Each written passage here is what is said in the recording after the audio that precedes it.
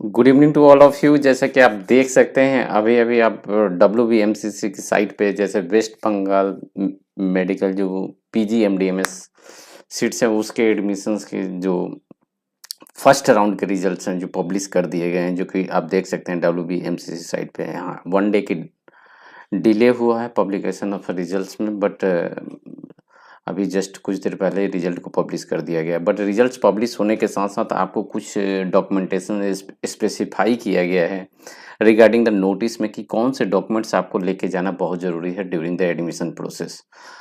उसके पहले मैं आपको एक चीज़ क्लियर कर दूं, जो भी एडमिशन्स प्रोसेस होगा उसके लिए जो टाइमलाइन है अभी आपको एक्सटेंड कर दिया गया है, और ये टाइमलाइन इवनिंग में 4 बजे की जगह अब 6 बजे तक चलेगा, जो कि 10 बजे से लेके शाम को 6 बजे तक होगा, और जो कि कल टुमारो 18 अगस्त को होगा एंड 19 अगस्त को, बोथ डे इंक्लूडेड है। ठीक है, जो नोटिस में आया है क्या क्या आपको डॉक्यूमेंट्स लेकर जाना है वो बहुत ज़्यादा इंपॉर्टेंट जरूरी है वो जान लेना कि ऑल रिक्वायर्ड ओरिजिनल डॉक्यूमेंट, जो कि आप स्क्रीन पे देख सकते हैं क्लियरली में, सारे आपके जो भी ओरिजिनल डॉक्यूमेंट है वो तो आपको ले जाने हैं, साथ में एक सेल्फ अटेस्टेड उसके फोटोकॉपी लेकर जाना है। मतलब एक सेट उसका फोटोकॉपी लीजिए, उस पर सेल्फ अटेस्टेड कर दीजिए। ठीक है, इसके साथ साथ आपको जो डॉक्यूमेंट्स लगवा, all to have additionally bring the successful verified, जो स्लिप्स आपको दिया गया जब आप डॉक्यूमेंट वेरिफिकेशन करने के लिए गए थे तो एक स्लिप जनरेट किया गया था, वो भी लेकर जाना है। उसका ओरिजिनल कॉपी भी लेना है, 1 set original copy and 1 set xerox copy ले जाना है, उसको सेल्फ अटेस्टेड करके ले जाना है। साथ साथ आपको 4 कॉपी ऑफ फोटोग्राफ, जो रिसेंट पासपोर्ट साइज के फोटोग्राफ्स है वो लेके जाना है। यानी कि सारे ओरिजिनल डॉक्यूमेंट्स होंगे उसके आप एक सेट प्रिपेयर कीजिए, और उसके साथ साथ आप 4 फोटोग्राफ्स लेकर जाइए, और जो जीरोक्स कॉपी है उसको आप सेल्फ अटेस्टेड करना ना भूलिए। ठीक है, साथ साथ आपको वहाँ पे एक आप फॉर्म दिया जाएगा, या प्लेन पेपर पे आप लिख सकते हैं, अंडरटेकिंग लेना है कि आप इसके पहले 2023 में, यानी करेंटली 2023 में आप कोई भी सीट परस्यू नहीं कर रहे हैं, यानी इसके पहले जो आप लिए थे वो लेफ्ट आउट कर चुके हैं, अभी आप करेंटली कुछ भी नहीं कर रहे हैं। ठीक है, that is all India state quota counselling 2023, और उसके पहले कोई भी आपको सीट्स अलॉटेड हुआ उसको आप कंटिन्यू नहीं कर रहे हैं, इसके लिए आपको एक सेल्फ डिक्लेरेशन देना पड़ेगा।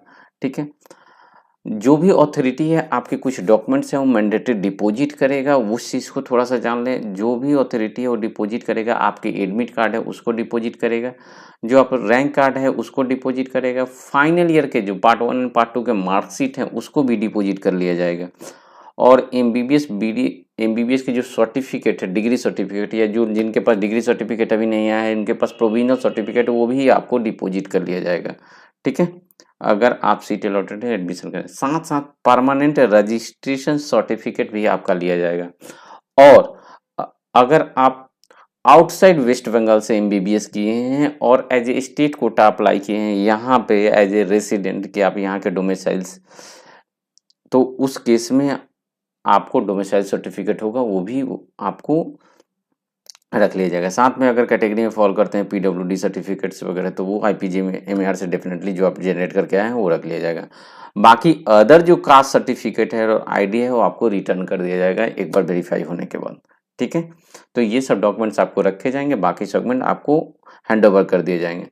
जो भी बॉन्ड्स का कंडीशन है वो 5 लाख का डिसकंटिन्यूशन बॉन्ड, जो कि स्टेट कोटा के थ्रू एडमिशन्स ले रहे हैं उनके लिए बॉन्ड्स की पेनल्टी रखा गया प्रोविजन। बट बॉन्ड बनाते टाइम में लास्ट ईयर भी कुछ स्टूडेंट की डिफिकल्टी आई थी, दिस ईयर में चांसेस। आपको बस ध्यान रखना कि जो भी आप नोटरी पेपर, जो नॉन डिजिटल स्टाम्प पेपर जो यूज कीजिए वो 100 रुपीज़ से कम का ना होना चाहिए, नॉट लेस देन 100, यानी आप 100 पे करेंगे तो काम हो सकता है। ठीक है, सेकेंड थिंग है, अगर बैंक गारंटी है तो प्राइवेट कॉलेज में अगर आप सीट्स अलॉट किए हुए हैं तो आपको बैंक गारंटी देना पड़ सकता है या बॉन्ड देना पड़ सकता है। ठीक है, कोई भी प्राइवेट कॉलेज ट्रस्ट कॉलेज में एडमिशन्स लेते हैं, बट ये डिपेंड करता है कॉलेज पे, चूंकि ये राउंड 1 का काउंसलिंग है तो देयर में भी चांसेस कि कॉलेज आपसे डिमांड कर भी सकता है और नहीं भी कर सकता है, क्योंकि आपके सीट जब अपग्रेडेशन हो जाएंगे तब इसकी रिक्वायरमेंट हो सकती है। ये डिपेंड ऑन द कॉलेज। ठीक है, अगर राउंड 2 एंड राउंड 3 में अगर आप पार्टिसिपेट, तो सब ओनली आपको एडमिशन फी देना है अगर प्राइवेट कॉलेज में अगर आप स्टेट कोटा के सीट को अवेल करते हैं तो। They have mention about specially the state quota seats, state quota seats के जो फीस है वही आपको पे करने हैं।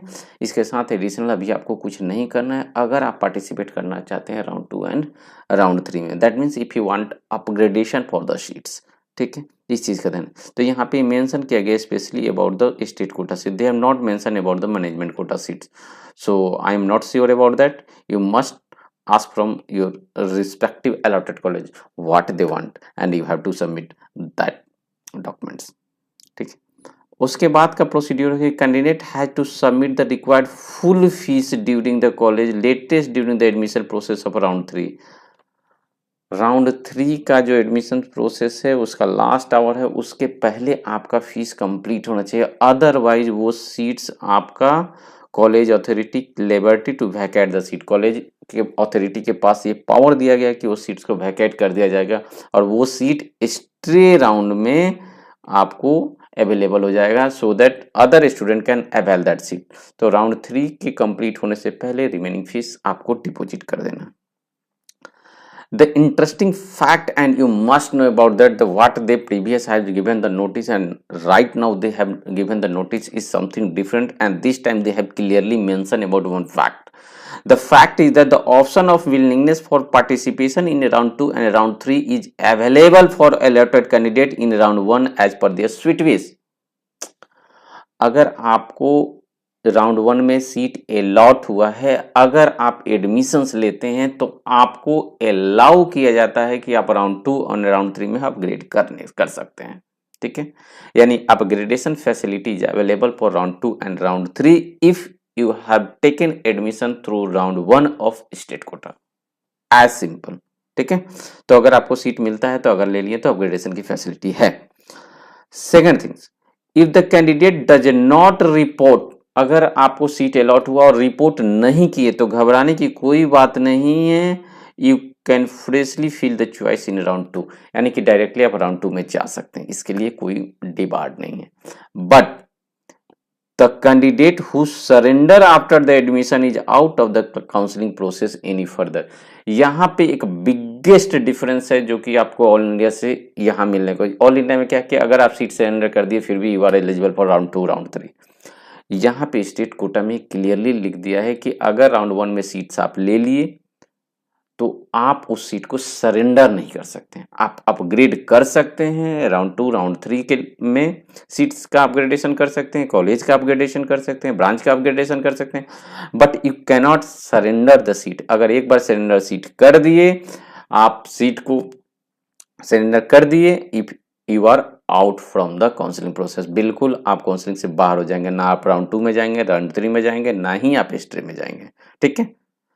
एक इंपॉर्टेंट क्वेश्चन है जो बार बार पूछा जा रहा है और अभी से ही मैसेज आना शुरू हुआ कि I have allotted seat in unreserve category but I belong to category, यानी आप अनरिजर्व कैटेगरी में सीट्स आपको तभी अलॉटेड हुआ है क्योंकि आपने अनरिजर्व का कट ऑफ को क्वालिफाई किया है, ठीक है, और आपके कैटेगरी में सीट्स अवेलेबल नहीं था तो आपको अनरिजर्व कैटेगरी में सीट्स अलॉट किया गया। ये सीट्स आपका ही है और you can continue on that, आपका एडमिशन कैंसिल नहीं होगा, you are only going to counted as unreserve category. Further आप राउंड 2 में आपके पास अपग्रेडेशन की फैसिलिटी है अगर आप अपग्रेडेशन करना चाहते हैं तो अभी जो आपको अलॉटेड कैटेगरी दिखाया गया अनरिजर्व कैटेगरी, आप अनरिजर्व कैटेगरी में एडमिशन से ले सकते हैं, कोई दिक्कत नहीं है, ओके। बट आप किसी कैटेगरी में फॉल करते हैं, SC ST OBC A या OBC B या OBC या EWS किसी में फॉल करते हैं और आप ये सर्टिफिकेट प्रोड्यूस नहीं कर पाते हैं ड्यूरिंग द एडमिशन प्रोसेस, आपके एडमिशंस कैंसिल हो जाएंगे, योर एडमिशन गेट कैंसिल्ड, आपके सीट कैंसिल हो जाएंगे और ये फर्दर राउंड में चले जाएंगे और आपको काउंट किया जाएगा अनरिजर्व कैटेगरी में। यानी कि आप अनरिजर्व कैटेगरी के हैं, आप रिजर्व कैटेगरी के हैं और अनरिजर्व कैटेगरी में सीट अलॉट हुआ है तो आपका एडमिशन मिलेगा, आपका सीट कैंसिल नहीं होने वाला। बट आप रिजर्व कैटेगरी के हैं बट डॉक्यूमेंट नहीं प्रोड्यूस कर पा रहे हैं और आपको सीट भी रिजर्व कैटेगरी में दिया गया है और डॉक्यूमेंट नहीं प्रोड्यूस किए जा रहे हैं तो सीट पहले कैंसिल होगा और आपको अनरिजर्व कैटेगरी में फर्दर राउंड के लिए अलाउड होगा, यानी कि you both are going to allowed for unreserve category for the further round, ठीक है।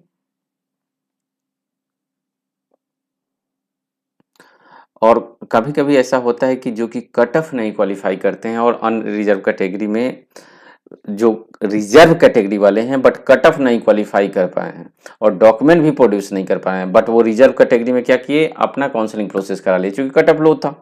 बट अगर डॉक्यूमेंट नहीं प्रोड्यूस कर पाए हैं और आप अनरिजर्व कैटेगरी के आप कट ऑफ नहीं क्लियर कर पाए हैं तो आप अनरिजर्व कैटेगरी में भी काउंट नहीं होंगे। इस चीज़ को आप ध्यान रखें, यानी कि आपको कट ऑफ क्लियर करना पड़ेगा आप जिस भी कैटेगरी में फॉल करते हैं। सेकेंड चीज़ है कि जो भी एडमिशन्स प्रोसेस होगा वो गवर्नमेंट कॉलेज में जो आपको मिला है आपको रिस्पेक्टिव कॉलेज में जाके आपको रिपोर्ट करना है, एडमिनिस्ट्रेटिव बिल्डिंग में जाके रिपोर्ट करना है जहाँ एडमिशन्स गोइंग प्रोसेस है। सारे प्रोसेस होंगे, ऑनलाइन ही सब कुछ जनरेट करके मिलेंगे। बट जो लोग प्राइवेट कॉलेज में एडमिशन जिनके सीट्स अलॉट हुए हैं उनके लिए जो हेल्प डेस्क जो बना है, कृषक डेस्क जो बना है केपीसी के लिए, आईक्यूसीटी के लिए, जिम्स के लिए और सनाका medical college, eye care and Gauri Devi के लिए वो बना है, वो एनआरएस मेडिकल कॉलेज में मिला है। एनआरएस मेडिकल कॉलेज में एडमिनिस्ट्रेटिव बिल्डिंग में आप जाएंगे, वहाँ पे हेल्प डेस्क बना हुआ है, वहाँ पे आपके सारे एडमिशन्स प्रोसेस होंगे। दैट मीन्स ये जो नोटिस अब जो है this is totally about the admissions process जिनको सीट्स अलॉट हुआ है राउंड 1 में। अगेन आई एम टेलिंग कि आप जो देख रहे हैं सीट का अलॉटमेंट एंड राउंड 2 में आप सोच रहे हैं कि अपग्रेडेशन होगा कि नहीं, डेफिनेटली अपग्रेडेशन होगा। और जो कट ऑफ है वो कट आप पॉजिटिव शिफ्ट ही मिलेगा देखने को और क्लिनिकल सीट्स और पीछे तक जाएगा। ठीक है, ऐसा नहीं कि सारे राउंड 1 में अलॉट हो गए तो इसमें से कुछ पैकेट नहीं होना, इसमें से काफ़ी सीट्स खाली होंगे राउंड 2 में, जो कि राउंड 1 में जिनको नहीं मिले उनको राउंड 2 में मिलने वाले हैं। Thank you so much. If you have any doubt, kindly comment in the comment section. I definitely going to take care of that comment in subsequent video. If you like the video, definitely you're going to subscribe this channel and going to share this video to your friends, those who are waiting for going for the admissions process. Thank you.